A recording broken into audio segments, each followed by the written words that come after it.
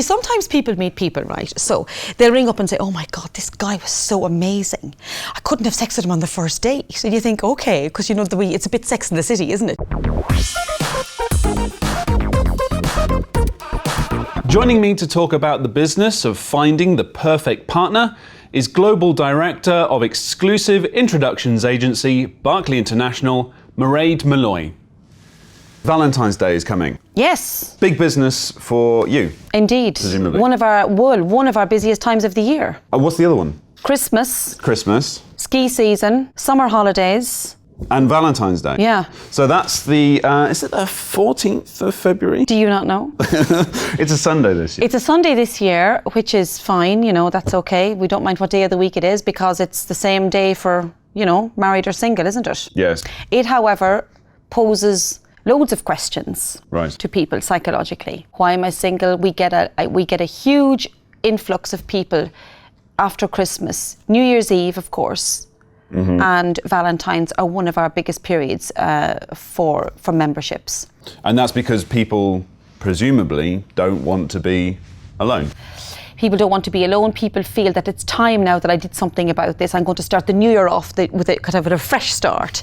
And then it's a bit like joining the gym, isn't it? Everybody gets really fired up for the gym in the new year. And then Valentine, and then everybody joins the gym and they never go to it, right? You never go to the gym. But in our case, people join Berkeley and then our mission is for them to meet somebody. But yes, Valentine's is a big deal and a big business period for us. Certainly, but also, isn't that when most people break up? And Valentine's. It's interesting. Or am I wrong? No, it's a good point. People become very frustrated with the commercialization of Valentine's, okay? And there's an awful lot of pressure. And I think that, probably not being sexist, I think women put men under a lot of pressure. What's he going to do for me for Valentine's kind of thing, right? And I think men feel a lot of pressure on Valentine's. So we offer a lot of advice in Berkeley about that. But, economically, it's one of our busiest periods. Sometimes does it not make sense to go, well, everyone else is doing something on Valentine's Day. Let's do something on the 16th. I know, this is the problem. This is the commercialization of it, yes. I mean, no, it doesn't unfortunately work like that. Some people just ignore it completely, right? Some people just ignore it completely and they just carry on. But a lot of people want dates on Valentine's because they think that, it's a psychological thing. People think that perhaps if they meet on Valentine's, it's quite romantic and, it's sweet, isn't it? Yeah. It's also a day, remember, this is a leap year. How does that change things? You don't know what a leap year is? I know what a leap year is. A leap year is when... That puts another day at the end of February. It puts another day at the end of February. Right. But it also creates something new. Because a leap year means that the woman has the right to propose marriage to the guy. Did you not know this? Okay. I thought that was, I knew that was in Ireland. Yes. Is it everywhere I've else? made it global. You've made it global. Yeah. Was that part of the work that you've done this here? This is part of my sort of global marketing. Is to spread the Irish culture. Yes, spread the love. Yes, the economic love around the planet. Oh, the Irish culture is very much, it's love, right? Yeah, but we have one of the biggest matchmaking features, one of the biggest matchmaking weekends in Ireland. Did you know that? No, I didn't. In Lisdoonvarna, yes, we have a big matchmaking weekend. Okay, so what's the return on investment in relationships? Okay, you mean what you get for your money? Yeah.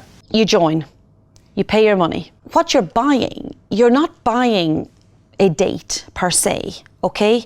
You're buying our professional experience and you're buying our access to the people that you wouldn't ordinarily meet, okay?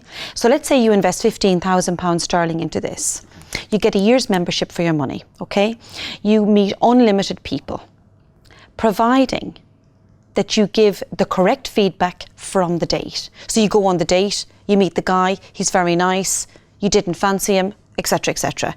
You go on the next date, you really liked him, etc., etc. There is a process to it.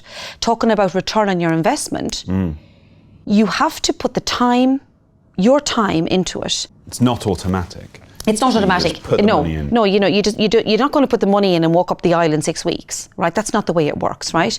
Because we have to get to know you. So you come in, do the dates. You're paying for the expertise. You listen to us, you take our advice, you do what we tell you to do, you give us the feedback on the dates, and then the return on your investment is when you meet somebody that you actually really like. And you don't put a price per head. The price is for the service that you receive and the quality of people that you meet. At the moment, it's just, is it just men and women? Yes. Or, yes, just at the moment. At the moment. We will expand into the homosexual market probably next year. Okay, fantastic. Yeah. That's, what's the success rate? You have to first of all decide what love is and how you define that. And is it love or sex love, right? Okay. And what kind of relationship you're looking for. Everybody's looking for stability, but there's different kinds of love. So I can sit here, I think that love is, well, for me, say, I can only speak for myself, because love comes in so many different forms, right? That you can look across the room at your husband or your wife or your boyfriend or your girlfriend and just know that everything's going to be all right. If you want to bring sex into it, I think that, you know, it's each person has their own individual how they feel about somebody, and creating a sexual chemistry with somebody is not something that I can give somebody. I will listen to their criteria and try my best, and they'll give me the feedback about it. There's a big difference between love and sex, obviously. You have to have a level of intimacy with somebody, okay? You've got to have that. And I think that if you don't have that, then, you know, you'll go on your own path, right? You'll stray. Well, not stray into somebody else's arms, but you lose that bond, okay? So I think that it's very important to have an intimate relationship with somebody. I think it's vital to your relationship, okay? As well, it's vital to be able to sit down and have a glass of wine. It's vital to be able to go out with your friends. It's you know, it's actually like a jigsaw. Okay, and each part makes up a part of that relationship, and sex is one of them. Have you ever had two people who got together and said, well, it didn't work out, but we had great sex? But, or yeah, so either we had great sex, yeah, or we just got on really well. Would you see, sometimes people meet people, right? So they'll ring up and say, oh my God, this guy was so amazing. I couldn't have sex with him on the first date. And you think, okay, because you know, it's a bit Sex in the City, isn't it? You know, you have to try and live by the rules, right? So so you can sort of say, okay, that's all right. I kind of think, well, you probably should have if you really liked him. But anyway, that's a personal opinion. So then you think, okay, but then the person might say to you, well, but in the long term, he or she is not somebody that I can spend my life with. But there's something about this guy that I just can't resist. And we had this fantastic sexual tension between us. Well, I would always advise people to explore a relationship, because you just don't know how things are going to happen. I mean, taking a very basic relationship of Charlotte and Harry in Sex and the City, I know it's quite juvenile, etc., etc. But I don't know what that is. You don't know what that is. Okay, sorry. So you never know who you're going to meet. I see, okay. And you really don't know who you're going to fancy. So you might come in to me and you might say to me, Red, actually, this is the kind of person I want. You'll give me a big long wish list about the kind of person that you'll meet. And I'll think, this guy's deluded. He needs to meet somebody like this. And I will choose somebody for you. And I'll say, look, you got to step out of the box and let me do the work for you. And that's what you pay your money for. You pay your money for our expertise, because you can come into me, like I said to you, you have a big long wish list, and I'll think, it's not going to work. Top tips for people, maybe to do with finances. What should they be buying for Valentine's Day for their loved one? Where is the money going to be going on Valentine's Day? Do you know what I think?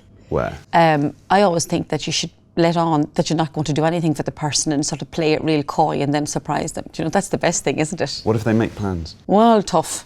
Deal with it. A nice piece of jewellery is always nice. But for me, that wouldn't do it for me. I mean, the element of surprise and thinking that nothing's going to happen and then you do something fabulous. Yes. But, you know, sometimes go for a walk in the park, hold hands, have a glass of wine under the tree with the ham sandwich. Sometimes the best things in life are free. Free. Money can't buy you love. Money can buy you love. Money can buy you love. Yes, well, it certainly goes a long way to help, doesn't it? I guess it does. Absolutely. Mairead Malloy from Berkeley International, thank you very much for your time. My pleasure. That's it from my guest and from myself, Christopher Hemmons. Thank you very much for watching, and make sure go to our website, dukerscopy.tv, for more exclusive interviews.